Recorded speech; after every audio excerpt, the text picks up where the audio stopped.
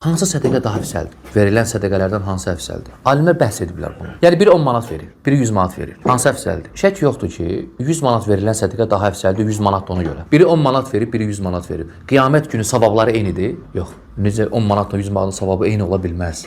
Sən çox vermisən, sənin savabın daha çoxdur. Aydın daxı?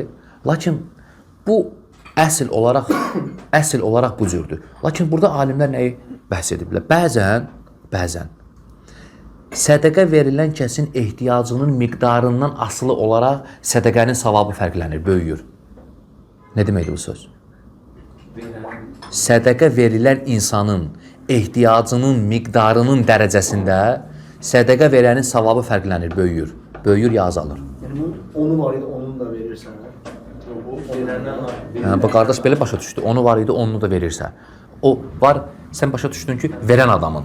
Mən danışdım sədəqə verilənin ehtiyacının miqdarında. Misal üçün, mən bir nəfərə sədəqə verirəm. 50 manata ehtiyacı olduqca şiddətlidir. Yəni, bir Allah bilir ki, nə qədər işlərini aşırdacaq. Daruri ehtiyacı var. Birinə də sədəqə verirəm, məsələn, 200 manat. 250-dən çoxdur, şək yoxdur. Düzdür? Lakin 200 manat verdiyin adam ki var sədəqə, onun ehtiyacı dəruri deyil. O, bu gün də xərcləyə bilər, sabah da xərcləyə bilər, birisi gün də xərcləyə bilər, 10 gündən sonra da xərcləyə bilər. Əl-mühim sən sədəqənin savabını aldın. Lakin verilən adamın ehtiyacının miqdarında bəzi alimlər deyiblər ki, sədəqə onda böyüyür. Bu bundan daha ehtiyaclı olanda savab daha çox yazılır. Nəinki o birisindən. Ehtiyacsız olub miqdarı çox olandan. Ona görə alimlər bu baxımdan götürən alimlər deyiblər ki, yəni bu məsələni götürən alimlər deyiblər ki, nəyə qaç? Harada ehtiyaclı varsa. Yəni mən sədəqə vermək istəyirəm, cibimdə 10 manat var. Verə bilərəm hamıya, lakin axtarıram. Kim daha ehtiyaclıdır ki, hətta ona verim.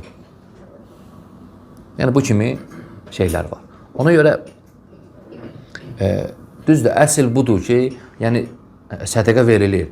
O demək deyil ki, indi sən ehtiyaclı yoxdur deyə sən sədəqəni verməyəsən. Yəni ehtiyacı zəruri deyil bunun. Və zəruri deyil, sən verirsən. Sən sədəqənin savabını aldın. Aydın daxil. Ehtiyacı olmayana da vermək olar. Yox, ehtiyacı olmayana vermək olar sədəqə. İndi ehtiyacı yoxdur, sabah olacaq. Yəni bugün ehtiyacı yoxdur bunun. Yəni sədəqə kimə verilir? Müsəlmanların fəqirlərinə. Hə? Yəni bunun indi 10 manata ehtiyacı yoxdur hələ ki. Ola bilər ki, 3 günə olsun. İndi evdə vardı pul. O demək deyil, sən verməyəsən ona. O fəqir hökmündədir. Miskin hökmündədir.